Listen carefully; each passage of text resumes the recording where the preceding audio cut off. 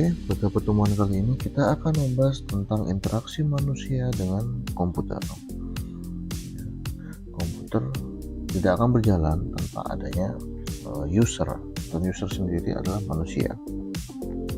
Lanjut, kita akan membahas apa saja yang akan kita bahas untuk materi kali ini, yaitu interaksi berbasis graphic user interface, kemudian interaksi berbasis perintah, interaksi melalui suara, interaksi melalui gambar, dan interaksi melalui berbagai piranti masukan lainnya. Kita bahas dulu yang pertama adalah graphic user interface. Nah, di sini ada bagian berikutnya. Kalau kita klik menu Windows, maka akan muncul hal seperti ini. Ya, ini tampilan dari menu Windows.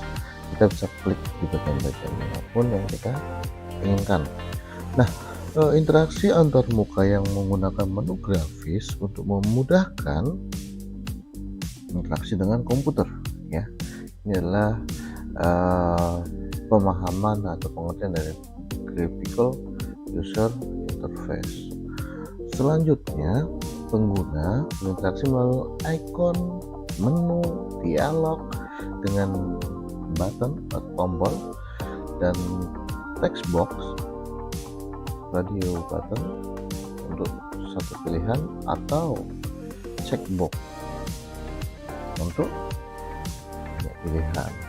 Nah, ini kita klik gitu ya, kemudian akan mengarahkan ke aplikasi-aplikasi yang telah disediakan. Seperti itu ya. Ini yang dimaksud dengan graphical user interface. Kemudian ada lagi, berikutnya adalah interaksi yang berbasis dengan perintah. Interaksi berbasis perintah atau command line interface ini menggunakan kode-kode ya, menggunakan kode-kode yang berbasis teks. Nah, sistem operasi berbasis CLI merupakan tipe antarmuka melalui teks terminal. Pengguna menjalankan perintah dan program sistem operasi tersebut dengan cara mengetikkan baris-baris tertentu. Ini di Linux biasanya menggunakan seperti ini ya. Dia harus memanggil dengan kode-kode ya. Basisnya adalah teks terminal. Kita lanjut ke interaksi melalui suara. Nah, interaksi melalui suara atau audio ini adalah memungkinkan pengguna mengucapkan sesuatu dan hasilnya akan direkam dalam bentuk format audio. Nah, ini sekarang semua laptop sudah ada mic-nya biasanya ya, dan itu udah bisa untuk kita merekam suara kita. Selanjutnya ada juga interaksi melalui gambar. Nah, ini sering digunakan ya untuk kita membuat suatu video. Nah, gitu ya. Tapi ada syaratnya. Syaratnya adalah perangkat tersebut harus memiliki kamera. Nah, kamera inilah yang akan merekam gambar melalui aplikasi yang tersedia berupa aplikasi penyimpanan gambar dalam format video ya. Kemudian adalah interaksi melalui piranti atau alat masukan lainnya.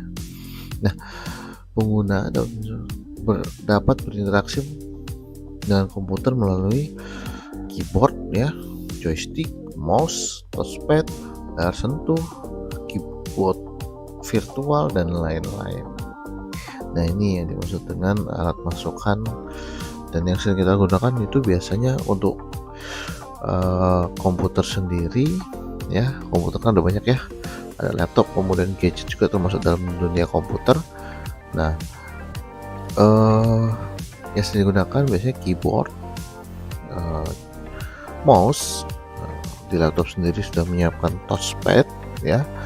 Kalau untuk gadget kita, Android kita ya, itu layar sentuh biasanya, dan keyboardnya adalah keyboard virtual, bukan keyboard yang seperti biasanya atau seperti gambar ini, bukan, tapi keyboardnya adalah keyboard virtual yang kita bisa sentuh kemudian akan terekam oleh komputer itu sendiri ataupun gadget ataupun laptop yang layar sentuh dan sebagainya. Baik, itu pembahasan kita mengenai interaksi manusia dengan komputer.